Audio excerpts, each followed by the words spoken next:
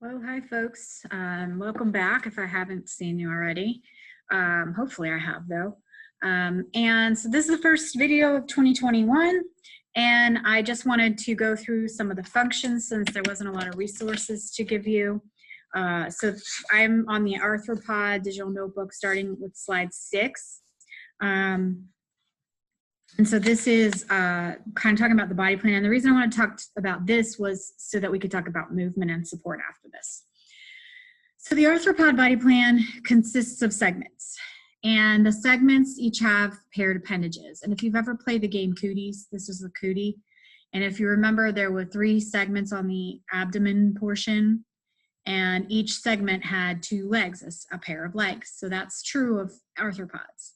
Now some arthropods like insects have 3 body sections, a head, which is the green part, a thorax, and an abdomen. Others, like the crayfish we're going to dissect, okay, that was supposed to go here, have a fused head and thorax, and so that's called a cephalothorax, and we're going to see that in the crayfish right underneath that is where the gills are.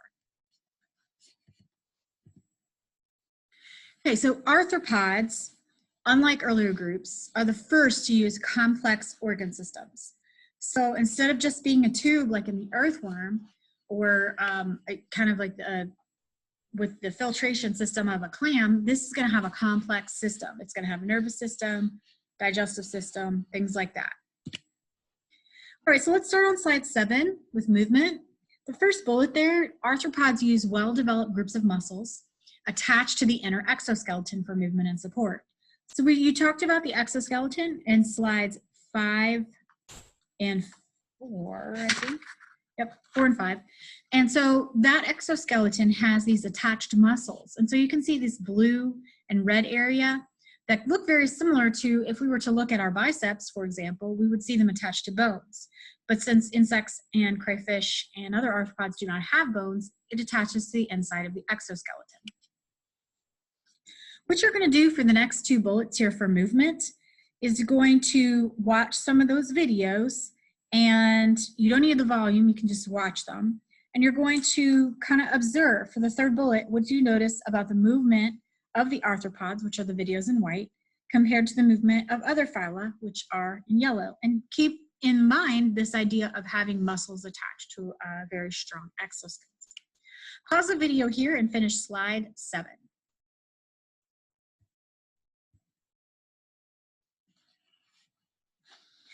All right, moving on to feeding. Arthropods are going to include herbivores, carnivores, omnivores, filter feeders, detritivores, and parasites. So basically, arthropods are going to be found eating anything that it can. They aren't all of these, but in the group, which is a huge group, you will find all of these types. The mouth parts are adapted to the type of food. So in the case of insects, you know, if it has to pierce or it has to get through some tough plants, it might have very large, very toothed mouth parts. Okay, here we're going to pause and we're going to be looking at these mouth parts right here.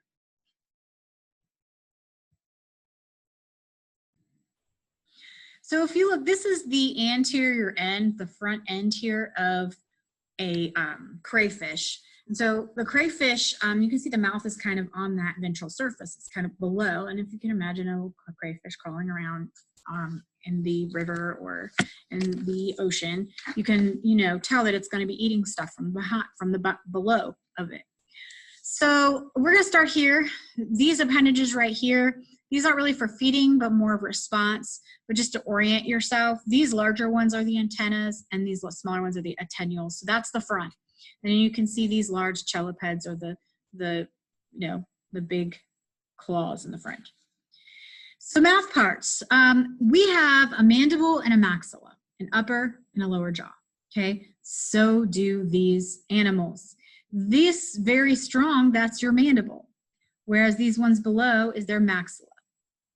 And they have all of these other, so these right here, and right here, 5, 6, and 7 are all the maxillipeds. And those are all accessory feeding structures.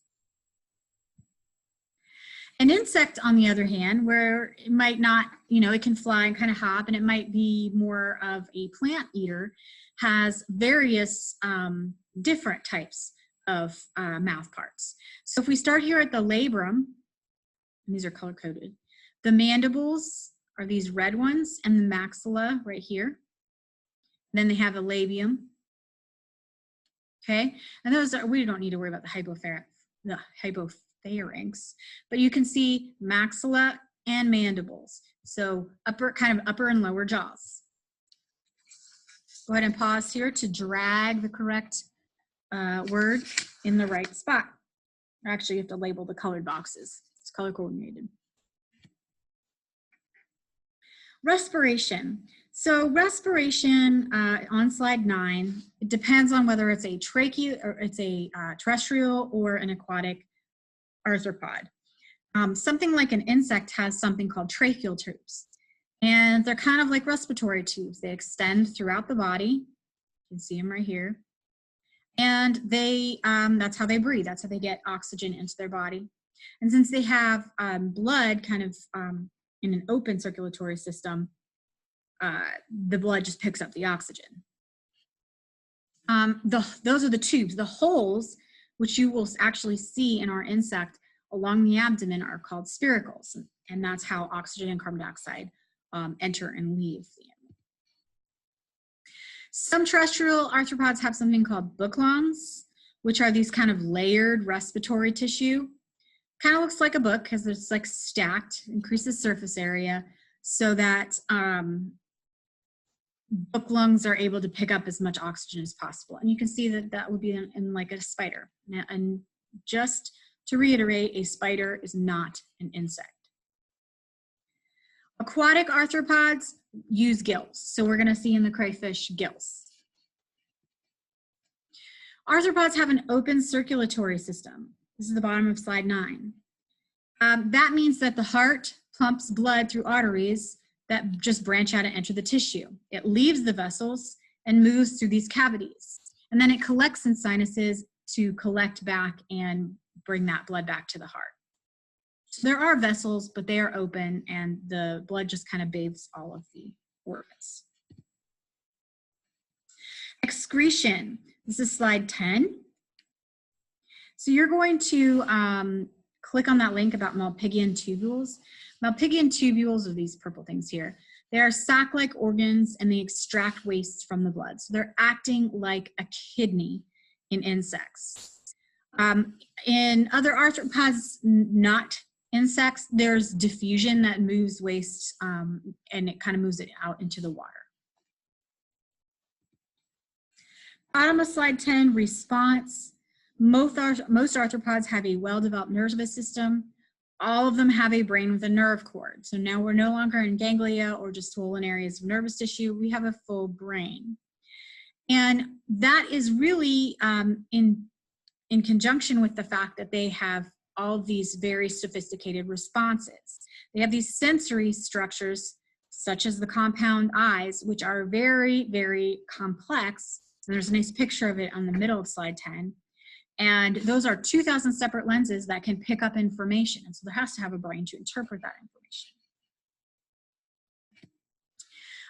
The last one, slide 11 here, reproduction. Most terrestrial arthropods are internal fertilizers. So males are depositing sperm inside a female. So there are clear male and female of the animals. Some species have males deposit a sperm packet and that is picked up by the females. But since fertilization is still inside the female, it's still internal. Aquatic arthropods can have internal or external. External fertilization means that the sperm and the egg are outside of the body. That, like, think about frogs, like frog eggs or fish eggs. You know, it's the eggs are laid and then the sperm fertilize it. That happens a lot in the water. Metamorphosis. So you're going to click on that link that's in the middle of page 11, and you're going to go through the 3 types of metamorphosis. Have a little description of simple, complete, and incomplete, and then an example. But all of these are going to be insects, so just give an example of the type of insect. You can go ahead and stop the video now and finish up slide 11, and that'll be the end of your functions.